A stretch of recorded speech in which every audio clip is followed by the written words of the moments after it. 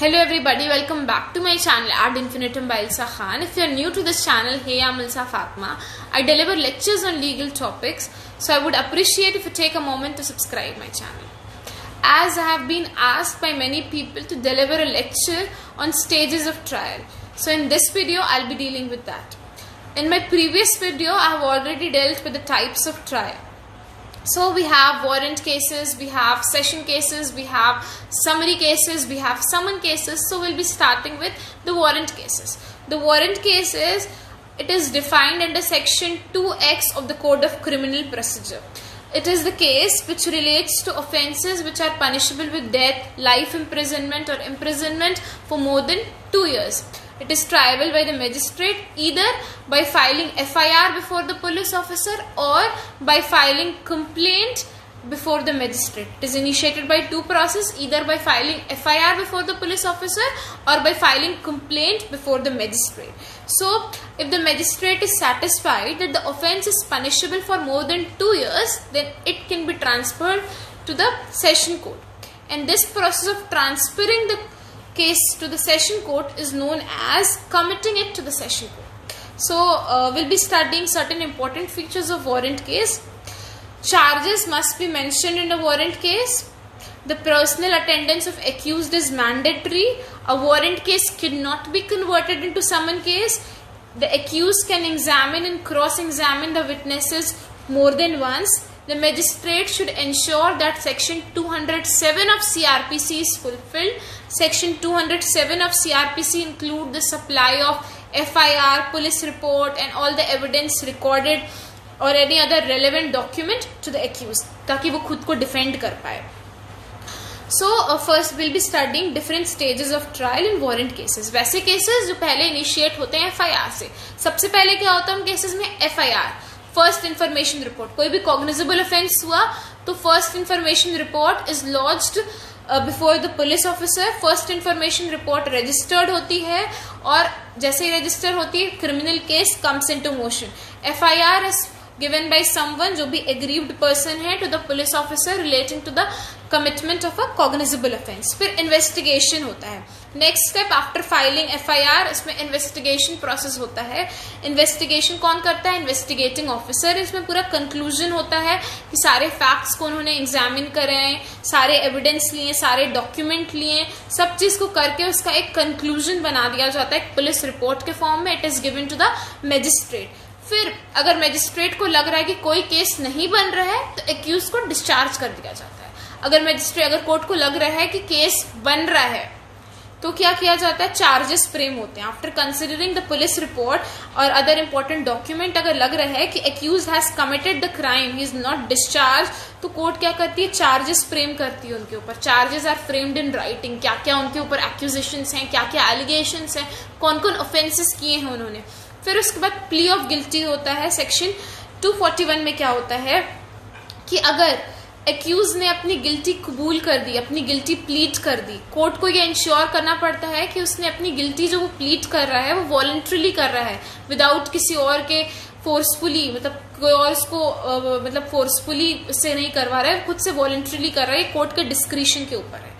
अगर उसने guilty pleat कर दी तो उसका कन्विक्शन होगा, उसको पनिशमेंट मिलेगी. फिर उसके बाद प्रोसिक्यूशन एविडेंस होता है. प्रोसिक्यूशन की बात सुनी जाती है, एविडेंस लिया जाता है. फिर उसके बाद आपके ऑपोजिट पार्टी का एक्यूज्ड का एविडेंस लिया जाता है, एक्यूज्ड की बात सुनी जाती है. क्रॉस एग्जामिनेशन होता है, विटनेसेस को बुलाया जाता है, आर्ग्यूमेंट्स लिया जाता है, एक्यूज्ड का स्टेटमेंट भी लिया जाता है, एक्यूज्ड की बात सुनी जाती है, एक्यूज्ड को भी मौका दिया जाता है कि वो अपने फैक्ट्स को एक्सप्लेन करे. और फिर डिफेंस एविडेंस लिया जाता है, सारी बातों का आर्ग्यूमेंट्स होता है. फिर उसके बाद जजमेंट होती है. जजमेंट में क्या होता है? Judgment is given by the court. इसमें कोर्ट रीजन देता है कि अगर एक्विटल हुआ है तो क्या रीजन है, अगर कन्विक्शन हुआ है तो क्या रीजन है. फिर इसके बाद राइट टू अपील है. अगर इन केस एक्विटल हुआ है तो प्रोसिक्यूशन के पास राइट टू अपील है, अगर कन्विक्शन हुआ है तो एक्यूज के पास राइट टू अपील है कि वो सीनियर कोर्ट में अपील करे. Now we'll be dealing with stages of criminal trial in those cases which is initiated by complaint. जो complaint से start होता है. अगर complaint फाइल हुई है तो कोर्ट एग्जामिन करेगा complainant को और witnesses को सेम डे और फिर देखेगा कि offense हुआ है कि नहीं हुआ है. अगर एग्जामिनेशन कर दिया तो मजिस्ट्रेट ऑर्डर कर सकता है इंक्वायरी और सबमिट करेगा रिपोर्ट।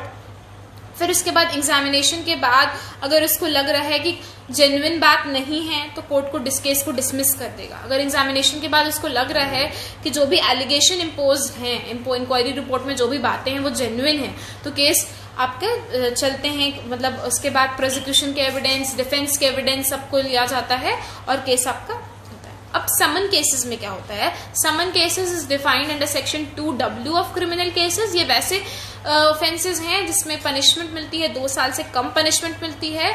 और इस केसेस में क्या होता है कि समन केस कभी भी वारंट केस में कन्वर्ट नहीं हो सकता है और इसमें पर्सनल अटेंडेंस एक्यूज का जरूरी नहीं है और इसमें ये केसेस में फ्रेमिंग ऑफ चार्ज जरूर नहीं होती है।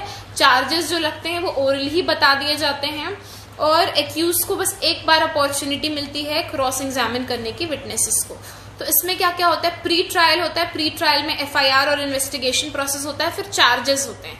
चार्जेस में आपके बस ओरली चार्जेस लगते हैं, जो भी एक्विजिशन जो भी ऑफेंसेस ने कि ओरली कुछ भी रिटन फॉर्म में नहीं होते हैं। फिर प्ली ऑफ गिल्टी, अगर जो एक्यूज्ड है वो अपनी गिल्टी प्लीड कर रहा है तो उसको उसके बेसिस पे कन्विक्शन मिलता है। इन केस अगर वो खुद नहीं आ पा रहा है और वो अपनी गिल्टी प्लीड करना चाह रहा है तो या तो वो बाई पोस्ट या किसी एजेंट के थ्रू 1000 रुपीज देकर उसमें लेटर के साथ जिसमें सारा कंटेंट हो कि उसने क्यों गिल्टी प्लीड की, अपनी गिल्टी प्लीड कर रहा है, वो उसके थ्रू गिल्टी प्लीड कर सकता है। उसके बेसिस पे उसको पनिशमेंट मिल जाती है।